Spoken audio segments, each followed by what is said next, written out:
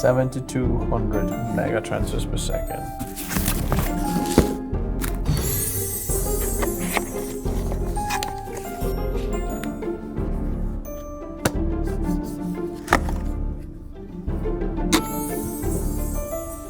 So, you've probably already seen the reviews of the 270K Plus, but we're a little bit late because I was focusing on the Apple content. But I still want to test this because apparently, we've already known a little bit about this. This is like the best CPU Intel has ever launched because every other company is anti-consumerists.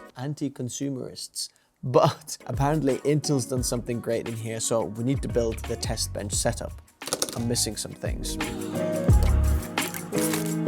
I got sent these by Intel and I've been, in their review program for quite a while, which means that we test them for creative professionals. I do a little bit of a different point of view testing these. This time they sent 2 CPUs. Usually there's 9 as well, Ultra 9, but this time there's only 7 and 5. Apparently the 7 is actually faster than the 285K, so we're gonna see about that.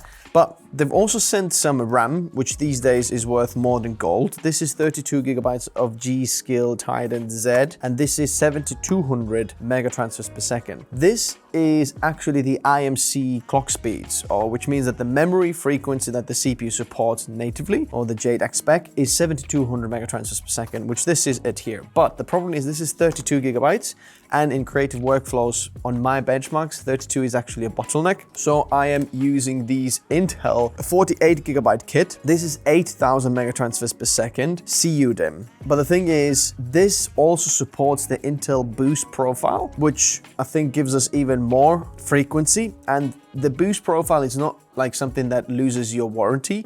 Intel still supports warranty with the boost profile, so we should actually test it with the boost profile. That's why it's slightly different from AMD's XBOW profiles, because when enabling XBOW on AMD, you actually lose warranty. There's like very fine print that, it's overclocking, it's your thing, we give you the feature, but if you use it, no warranty. Whereas Intel actually still does, so there's slight difference in there. I bet this might actually step on some people's toes. So I want to test this 275K first, so that's what we're gonna do.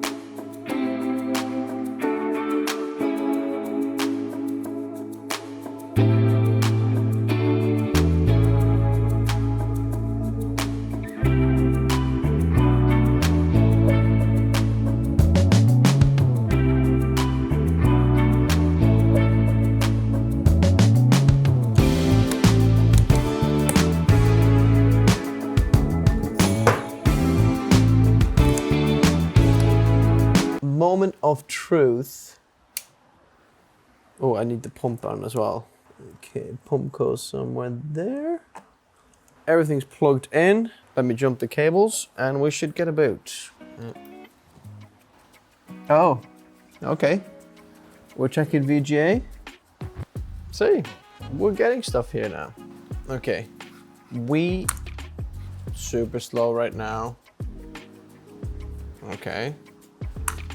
This is my first thing going on to the task manager. Let's take a look. Look at that, 270K plus. But here's the thing, I think there's lots of updates to do, but first thing I wanna do is go into the BIOS and check if our motherboard BIOS is up to date. Otherwise, we're not gonna get good results. The build version January 6th.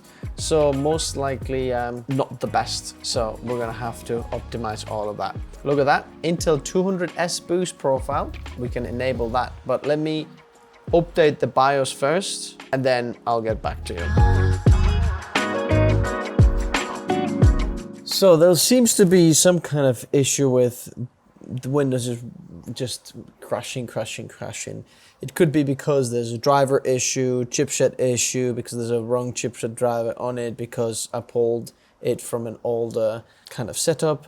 So I guess we're gonna have to wipe it and then make a clean start. That's gonna take a while. Well, there's my next couple of hours gone. A few moments later. Okay, actually I figured it out. The boost profile on this motherboard does not actually work. Or there's some kind of other issue with the boost profile. As soon as I put the Intel boost profile on, it's just gonna crash and Windows goes into all sorts of settings. So I took that one out and then put Intel's default setting, XMP on and RAM at 7200 megatransfers per second. Boom, and we're off to races. It works, so that's gonna be good. Now I just need chipset drivers and other drivers, so we'll do that. Okay, a million restarts and driver updates later, Windows updates, everything. We are finally done. So the truth about the 270K chip now, I'm wondering if it's worth upgrading to, because the pricing is really good. But behind me there is a 3900K workstation that we've been using for the last couple of years. And I'm wondering, how much better is the 270K? Is it actually worth upgrading to it? Let's find out.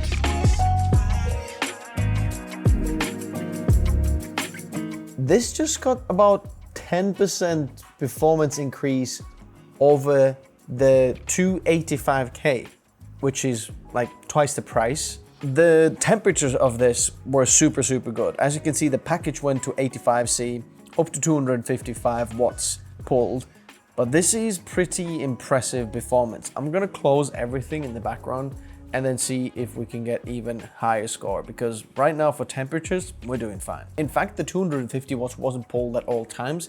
It was actually lower wattage. So let's do the test again. Okay, 2,441 points. That's pretty impressive. Let's try single core as well. Now this is roughly about 10% increase, just under, but it's impressive compared to the 285K. Now the single core is done as well, 143. So that means that our multi-core score is roughly about 35% faster, and then the single core score is about 9-10% faster. That is actually quite a bit faster than the 13900K. Now, how does that actually translate to creative workloads? Well, let's find out. 2,000 years later. So then, this is a couple of days later, probably, and I finally put this all down in a benchmark and then looked at everything, comparison, and here are a few of the things that I wanted to test out. So I know that in CPU performance, it's actually faster than the 13900K, but what about something that's out there already, like the 285K and 9950X, and the MacBook Pro M5 Max, because a lot of people might be wondering, is it desktop or, So let's put these two in comparison and then we'll actually see. Now, if I'm gonna upgrade my system over there to this, I'm gonna leave that till the end because there's some interesting things that I'll get an upgrade by just upgrading the CPU. Other things actually get better as well. In terms of power consumption, so this is 253 watt version, and after testing the power draw of this, and I can see it pulls 253 watts at all times, there's not a single problem with that. It's actually a little bit more than on AMD on peak and sustain. Obviously a lot less than Apple M5 Max, but imagine what M5 Max could be if it can sustain the 80 watt power load. It will be absolutely incredible. Now, testing this compared to the 285K, I realized something very interesting. I have a very suspicious theory that Intel had loads of 285Ks left over, and instead of just cutting the pricing of that CPU, they kind of modified it slightly, can be over software, over BIOS or something like that, and then just made it into 270K, because that 270K is so similar to 285K. It's absolutely insane. When we're looking at idle power draw, it's super efficient at only maybe 12 watts, something like that, sometimes even lower, whereas AMD is pulling 40 watts while just sitting there idle, which is over 3 times as much as on Intel. So when you're talking about power consumption and people saying, oh, you're gonna spend a lot more with AMD, I've got an AMD 9950X 3D system in there. Actually, it's not true, because yes, the maximum power draw will be more, but the actual workload when you're doing an idling and average will probably be better on Intel, so there is not that big of a difference actually. Moving on to Cinebench R24 and putting this directly against the M5 Max. Interestingly, here I can test single thread, not single core. And the 275K is quite a bit slower, and I think there's some kind of issue here because you'll see in the next benchmark, but the multi-core score is about 6.5% slower on the M5 Max. In some ways, very impressive for the M5 Max, but Cinebench R24, so we can really see the comparison with some of the best of AMD and Intel. The reason I didn't put the 9950X 3D is because it's so much more expensive, and when you get the same kind of performance in workstation workloads, it doesn't really matter. But in R24, the 9950X is about 5% slower in the single core scores and about 8% slower in the multi-core score. That's ridiculous. This CPU is a lot cheaper than the AMD one. In fact, its own counterpart, the 285K, is slightly faster, about 3.5% faster in the single core and about 3% faster in the multi-core scores. So the 270K looks very, very similar to 285K, but there's some caveats when we go to actual workloads. Take a look at this. Cinebench for Photoshop. 9950X AMD is actually better there than the Intel. In fact, AMD CPUs perform a lot better for Photoshop than any of the Intel ones, but the AMD is still not as good as the M5 Max, which is 36% faster than this Intel one in here. And then the 285K is actually slower, about 3.8% slower. The 285K is actually running the boost profile with faster RAM speed at 8000 MHz on the same sticks, whereas this one is 7200 but still gets better score. Bear that in mind. In Lightroom Classic, we can see that 9950X is about 9-10% slower in the standard overall scores and about 6% slower in the extended overall scores. Some of the scores, like Panasonic, is actually 25% slower in the 9950X, but Sony extended score, for example, is 111% faster on the AMD. The M5 Max is 12 to 22% slower in the overall scores, which is a huge win on Intel side here. Now, if you dive into the sub scores, you can actually see huge difference in depending which actual files you're using. But look at the 285K with the plus profile or the boost profile is 23 to 32% slower. That is a huge increase and benefit on the 275K, or 20 to 40% faster. Moving on to video editing in Premiere Pro, the 9950X is 7 to 14% slower. And the Intel is just faster at pretty much everything apart from raw extended score. I guess the 16 cores and 32 threads really push through that. The M5 Max is 12% slower in the standard overall scores and about 5% slower in the extended overall scores. The 285K is actually within margin of error with the 270K. And this is my theory why the 285K and 270K are basically the same chips, because they look very, very similar underneath the hood. There are some scores that are a little bit weird, like the raw extended score is for some reason a lot lower on the 270K. In After Effects, the 9950X is about 2 to 3% slower in the overall score, standard and extended. The M5 Max has no chance here. We're literally almost double the scores on the Intel side, and I don't think it's very well optimized yet for After Effects. 285K is basically within the margin of error, but some scores are, again, double, like the 2D standard scores seem to be almost double on the 285K, which doesn't make much sense to me. In DaVinci Resolve, the 9950X is 12 to 15% slower than this Intel one. The M5 Max, interestingly, is faster in the basic score, but that doesn't really matter as much because that's the free version of DaVinci Resolve.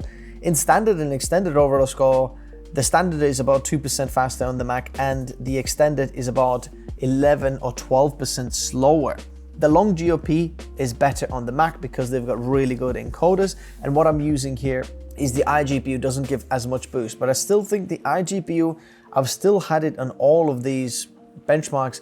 The Core Ultra series iGPU, even though having the same encoders on the iGPU as on the previous generation, like the 14900K, it does not perform as well on the benchmarks, but in reality, they should be. There's a bit of a question there. In DaVinci Resolve, you can see we get solid performance on the 270K. V-Ray CPU rendering, we can see that the 9950X is about 3% faster. M5 Max, unfortunately, I don't have that score, and the 285K is literally the same, or within margin of error, just slightly slower.